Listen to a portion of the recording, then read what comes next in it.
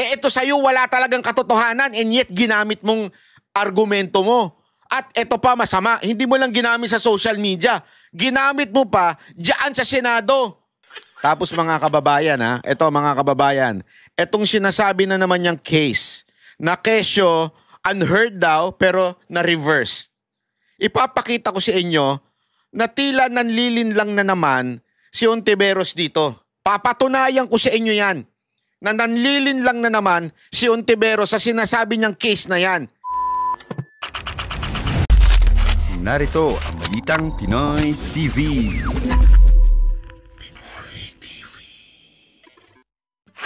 Magandang araw po sa inyo lahat. Ako po si Banod Bay. Ito na nga pag-usapan natin mga may init na issue. Nako, si Ontiveros sablay na naman. Grabe ka talaga, Ontiveros. Ano ba? Talaga bang nagiging kaugalian mo na magsinungaling? Bakit ganyan? Ha? Hindi kasi alam mo ngayon 'di ba? Nabuking nga kita na nagsinungaling ka doon sa dalawa mong sinight na sabi mo unanimously decided na tapos binaligtad. Kahit unanimous hindi naman pala. Nabuking kita diyan. Eto to, di ba? Nabuking natin siya dyan. Tapos eto na naman. Meron ka na namang ilalabas na akala mo naman katotohanan. Ito, ipapakita ko sa inyo. Pero bago po mangyari ang mga ganyang klaseng usapan, ulitin lang po natin mga kababayan. Baka naman pwede mag-subscribe na po kayo kasi sa mga nanonood, 52% hindi nakasubscribe. Pero alam nyo nakita ko yung statistics medyo umaangat na po ito. Marami na po ang nanonood na nakasubscribe. Pero kung maaari pa, yung iba pa, yung remaining na nanonood, baka naman pwede hong tayo mag-subscribe. Okay. Ito na nga, pag-usapan na po natin. Pakita ko sa inyo. Ayan po, Meron siya sinasabing, upon checking again, the many reversal in the League of Cities decisions were not decided unanimously. So, inamin niya na fake news siya. Hindi, inamin niya na yung, mantakin mo fake news ka doon mismo sa Senado. Anak naman ng wewe, Dati galit na galit ka kay Mocha. Naalala ko nung galit na galit kayo kay Mocha nun. Kaya nagpapakalat ng fake news. Di ba? Porket nagkamali lang, nagpakalat na ng fake news. Isipin mo yun. Sa social media lang yun At yun ay honest mistake. It was not to deceive people. It was an honest mistake using the wrong picture. But it really, meron talagang katotohanan. Ito sa'yo wala talagang katotohanan and yet ginamit mong argumento mo. At ito pa masama, hindi mo lang ginamit sa social media. Ginamit mo pa diyan sa Senado. Na kung saan ang nagbabayad ng sahod ninyo ay aming mga tax. Ginamit mo sa function mo bilang senador. Di ba? So ibig sabihin yan, ito lang, simpleng-simple, napakasimple lang yan. Ibig sabihin, ikaw talaga ang fake news. Di ba? Yan ang totoo. Gago! Bintang-bintang ka pa nun. Mukhang nakakasanayan mo na fake news Hindi ako nagtatanong lang Dalawa kasi yan di ba? Tapos, yung kay Rene ba? Baka naman fake news din yan. Baka yung mga pinagsasabi mong dahilan, fake news din. Ako'y nagtatanong sa'yo tinatanong kita. Sumagot ka, fake news ba yung si Rene? Kasi, nakita natin, nagpakalat ka ng fake news sa Senado pa. Nagsinungaling ka.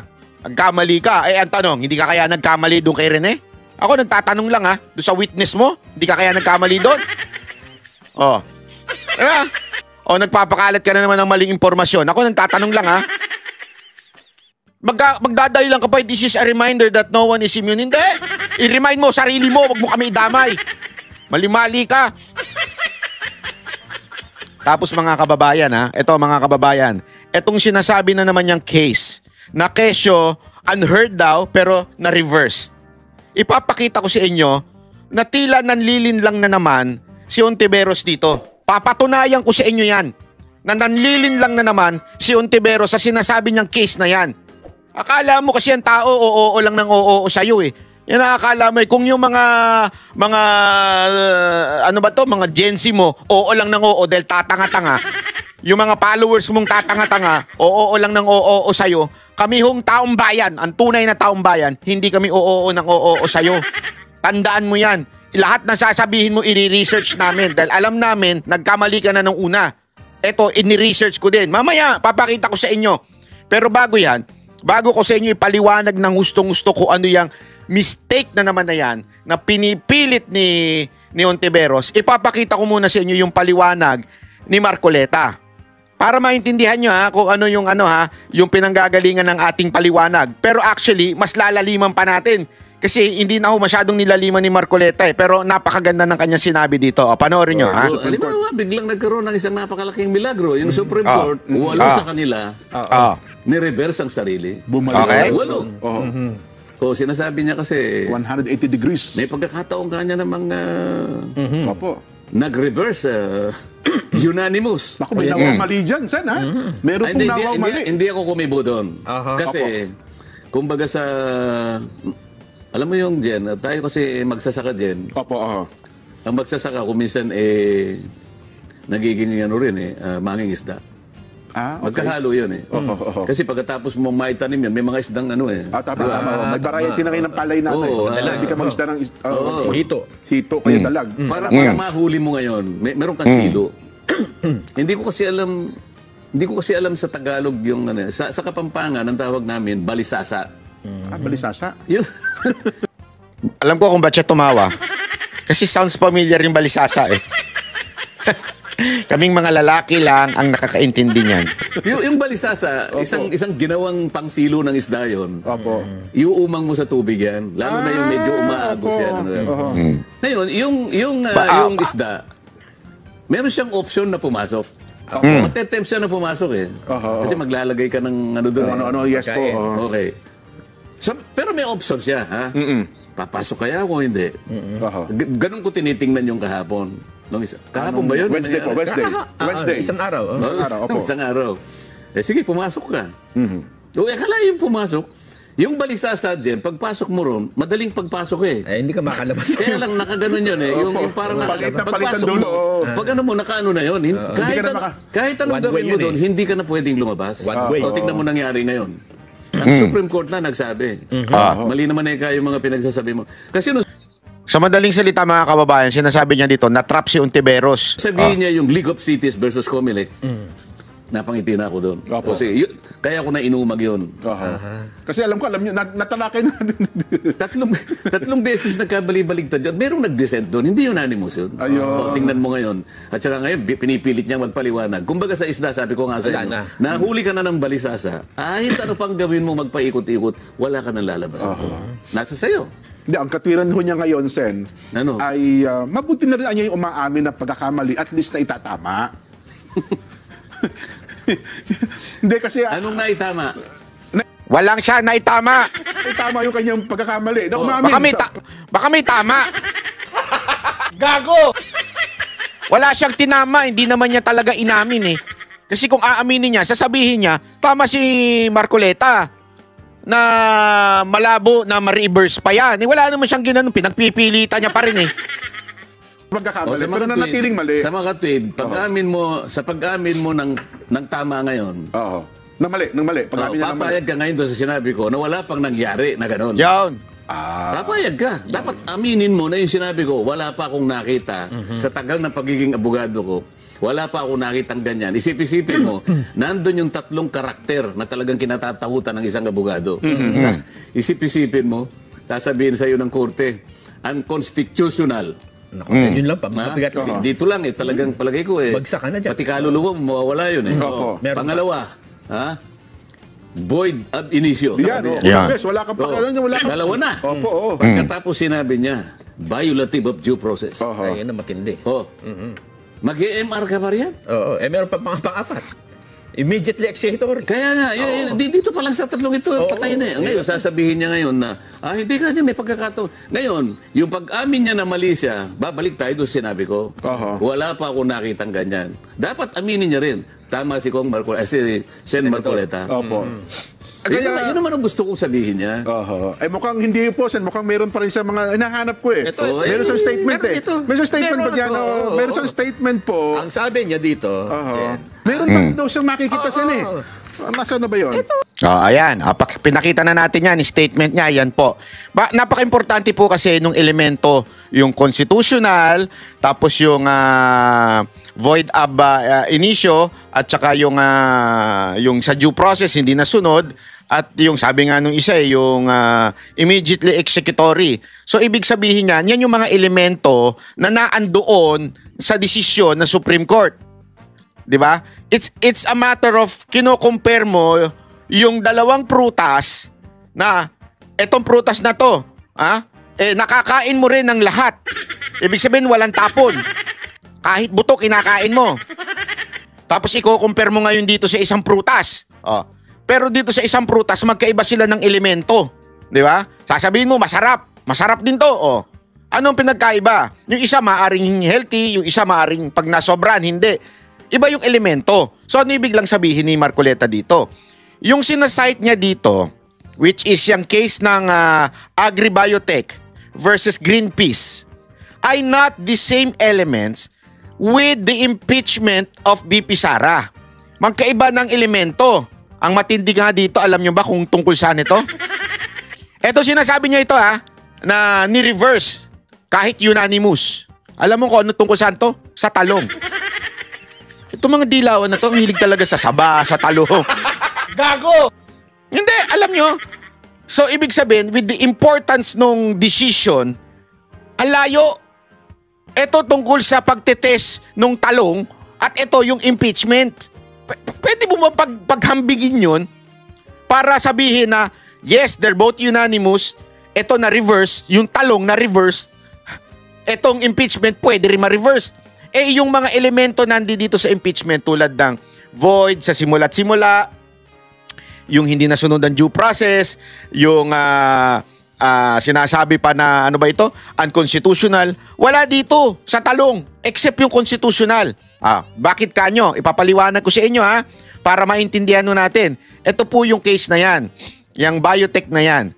Kung babasahin nyo talaga na maigi itong kaso na ito, ang sinasabi lamang ng korte dito, pakita natin ang explanation niya. Ayan basta ipapakita ko lang sa inyo yung naging resolution o yung tawag dito conclusion o yung utos ng Supreme Court.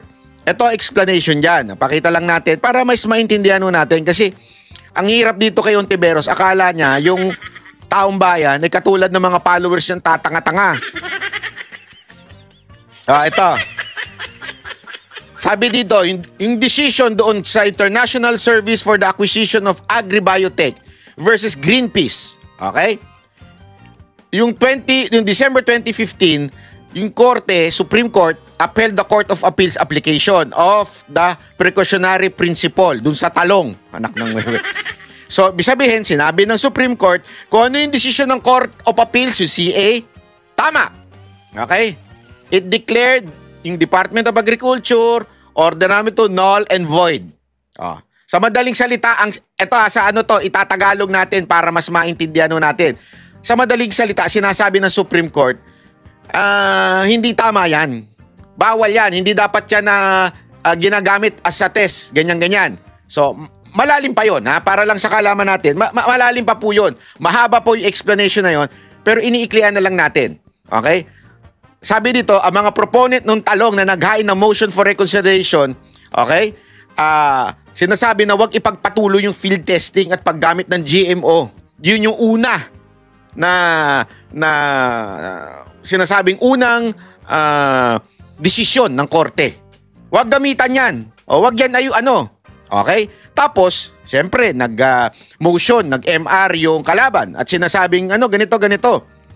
At ang nangyari nun, sabi dito, wala nang saysay yung kaso. Bakit? Tapos na kasi yung field trial. Tapos na po. Yan yung tinatawag. Kaya kung titingnan ninyo, sabi dito, before the ruling could take full effect, yung BT Talong field trials had already ended. Tapos na. Kaya nga sabi dito, moot and academic na yan. Wala nang saysay yung desisyon na yon. Kaya ni-reverse na lang ng Supreme Court. Sinabi na, hindi na, okay na yan. Kasi nga, tapos na po. Yung original decision ay tapos na. Kaya ni-reverse na lang ng Supreme Court. At sinabi ng Supreme Court, makikita ninyo dyan. Basahin nyo arguing that the case had become moot and is no longer presented an actual controversy worthy of the judicial resolution. Non-judicial na ibig sabihin. Hindi na namin pwedeng pakialaman yan kasi tapos na. Kaya ni-reverse na yung decision. Wala na. Okay? So, para i-compare mo Ontiveros at pinagpipilita mo, ito unanimous to dati tapos ni-reverse. Kaya ni-reverse yan, una, tapos na. Sinabi rin na Supreme Court na aside from the moot and academic na yan, non-judicial na yan. Ibig sabihin, hindi na namin pwedeng pakialaman yan kasi nga tapos na. Utak. Etong sa kaso ni BP Sara Duterte, hindi pa tapos. Applicable pa ang desisyon ng Supreme Court. So, imposible. Sabi na natin, very, sabi nga ni pangalan nito, ni Marcoleta, you're hoping for hope. Kasi malabo na. Malabo yan. Una, unanimous yan. Sasabihin mo, yung unanimous mo, ibang konteksto naman tungkol sa talong yan. Talong.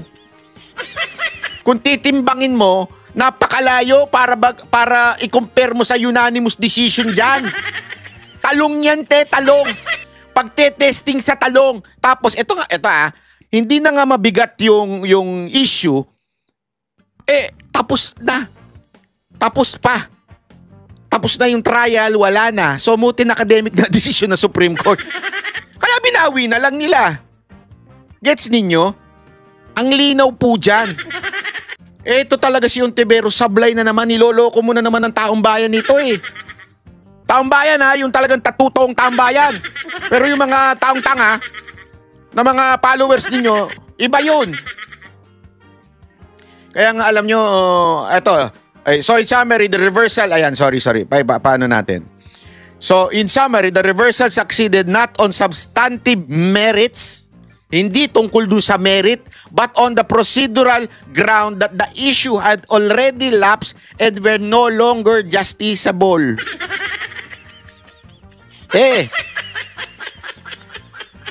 Kung ako sa'yo, sisantihin mo na yung assistant mo. Bigay ng palpak sa'yo.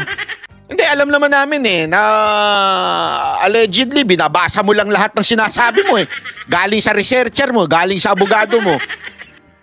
Wala mali sablay talaga Ikukumpara mo yun sa isang tapos na. Kaya nga binawi na ng Supreme Court yung decision nila kasi tapos na.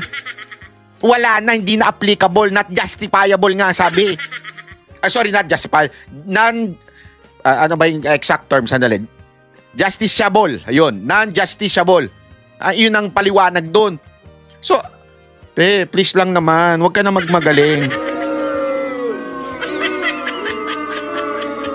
Sablay ka na naman, niloloko mo na naman ng taong bayan ito sa ganitong Ano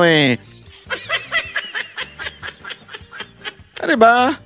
Ano to? Anong pautot mo niya yan? Anong pautot mo? At saka sabi ko nga, paulit-ulit din naman sinasabi ng ibang mga abogado din. Even if there is a MR, di ba? Even if there is an MR and it is possible, masabi na natin, napakalabo, na baguhin pa yan ng Supreme Court, immediately executory. So, ibig sabihin, pag sinabi mong immediately executory, hindi ka pwedeng mag-antay. Kailangan mo na kagad i-apply, i-execute.